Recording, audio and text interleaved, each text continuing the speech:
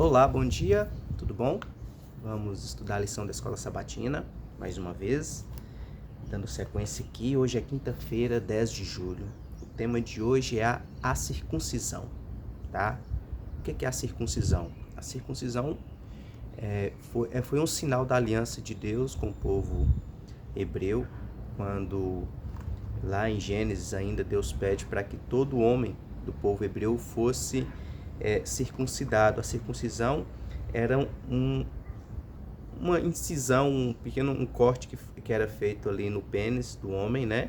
Tirando uma parte daquela pele que envolve o pênis. E essa era um sinal da aliança de Deus com o povo hebreu naquele período, né? Hoje não é mais utilizado, não é mais feito, mas foi um pedido de Deus como sinal da aliança entre ele e seu povo, tá?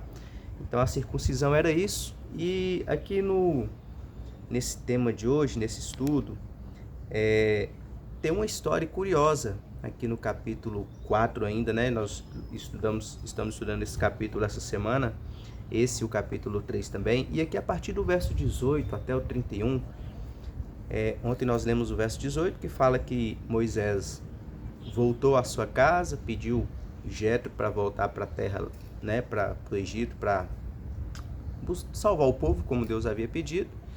E Jetro disse: vai-te em paz, né?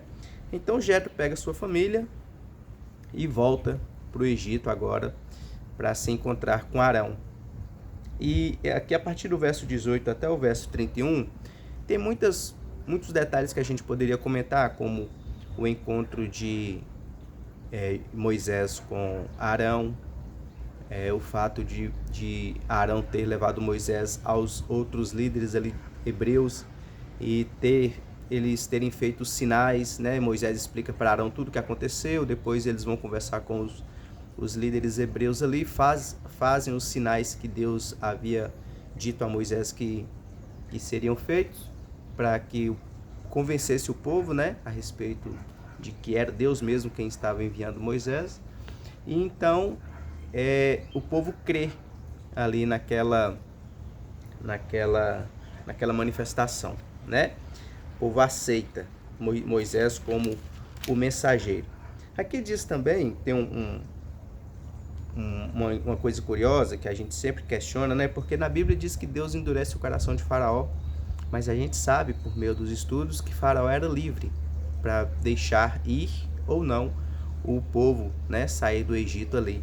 E a gente compreende que, assim, existem várias expressões no Antigo Testamento que, tipo assim, se uma coisa aconteceu, não foi apenas porque Deus permitiu, mas porque Deus queria que fosse daquela forma. E a gente sabe que não é assim. Deus permite que as coisas aconteçam, mas ele não interfere no nosso livre-arbítrio. Então não foi Deus quem endureceu o coração de Faraó, como a gente também vai ver mais pra frente, tá?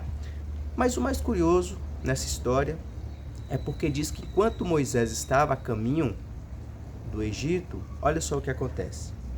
Então Moisés, no caminho, numa estalagem, encontrou o Senhor e o quis matar. Encontrou o Senhor e o quis matar. Então, eles pararam num lugar lá e Deus encontrou com Moisés e quis matá-lo. Então, assim, tá indo tudo bem. Moisés está voltando, tá indo de encontro com o povo lá no Egito e tal, e de repente o Senhor aparece para ele, quer matá-lo. Fica assim uma história meia confusa, né? Continuando a leitura, diz: então Zípora tomou uma pedra aguda, cortou o prepúcio de seu filho, lançou-o aos pés de Moisés e lhe disse: sem dúvida, tu és para mim esposo sanguinário. Olha só, o prepúcio, como eu disse, né, é a parte ali do pênis, onde era feito o corte, tirado uma parte daquela pele, que é o prepúcio.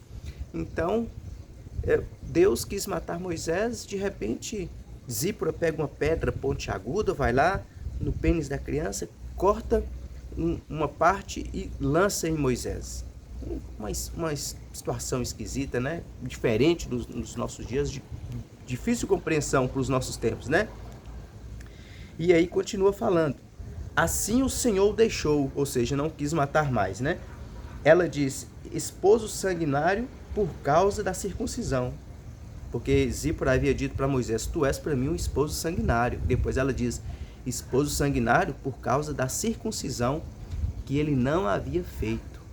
Olha, por mais que seja estranha essa história,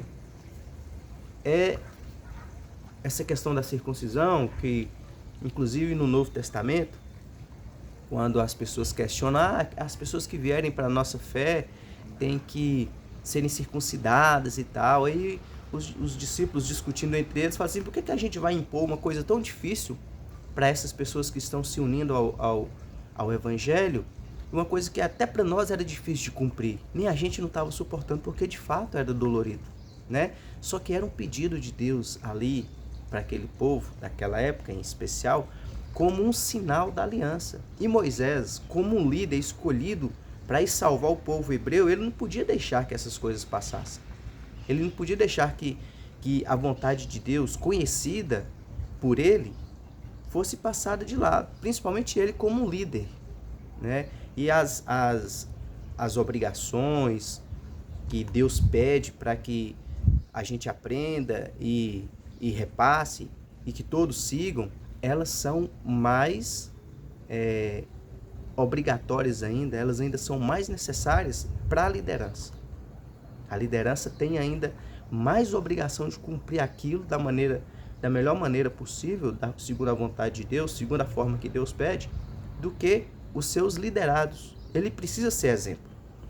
Aqui no comentário da lição, falando a respeito do ato que Zípora teve ali ao fazer a circuncisão e jogar aquele pedaço de pele com sangue ali em Moisés, o comentário diz assim, ela tocou em Moisés com o prepúcio cheio de sangue, e esse sangue representa a expiação, vida e confirmação da aliança. O fato de que a circuncisão tinha sido feita rapidamente aumenta o drama da situação ainda. Veja só como Zípora também foi uma mulher sábia e de ação, né, de atitude ali.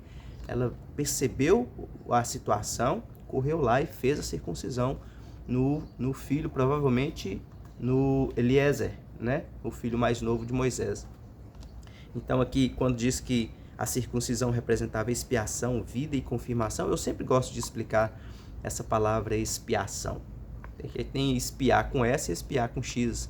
Esse espiar aqui é com X, que representa substituição, a expiação de Cristo na cruz, ele morreu em lugar nosso. Esse é o significado dessa palavra de expiação. E aqui no comentário ainda diz assim, podemos aprender uma lição importante com esse episódio. Jamais devemos deixar de fazer o que sabemos ser correto. Nós jamais devemos deixar de saber o que sabemos ser correto. Se você sabe o que é correto e não faz, nisso está pecando, segundo a palavra de Deus. Tá? Se nós sabemos a maneira que Deus quer que a gente viva e a gente não vive dessa forma, nós estamos pecando nisso. E Ellen White aqui também na lição, no livro Patriarcas e Profetas, na página 213, diz assim, no caminho, quando vinha de Midian, Moisés recebeu uma advertência assustadora e terrível do desagrado de Deus, do Senhor. Um anjo apareceu-lhe de maneira ameaçadora, como se fosse destruí-lo imediatamente. Nenhuma explicação havia sido dada. No entanto, Moisés se lembrou de que havia desatendido a uma das ordens de Deus. Negligenciara efetuar o rito da circuncisão em seu filho mais novo.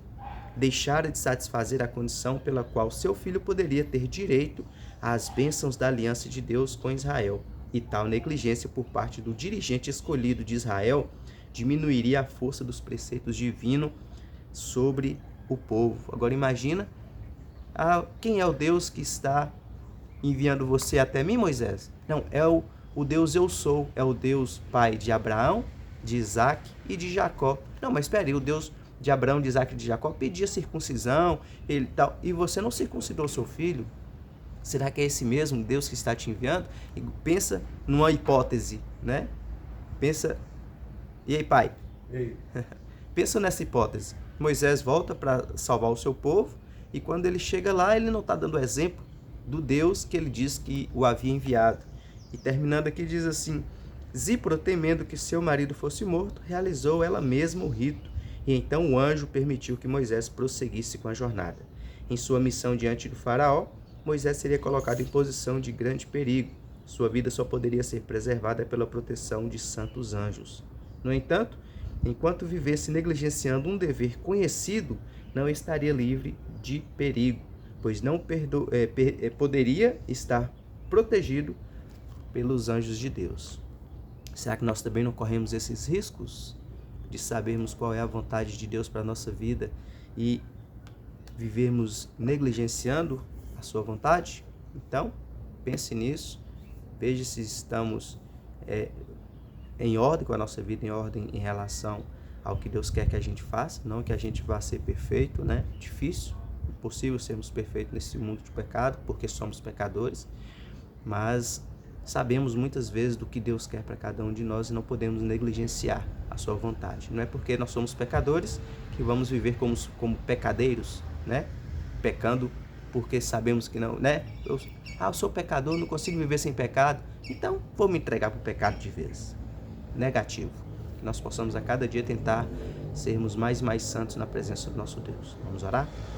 Bondoso Deus e Pai, te agradecemos mais uma vez pela tua bondade e misericórdia, te agradecemos, Senhor Deus, pelo seu cuidado e te pedimos que o Senhor também nos ajude a termos o cuidado de vivermos conforme a tua vontade, conforme o teu querer apresentado na tua palavra.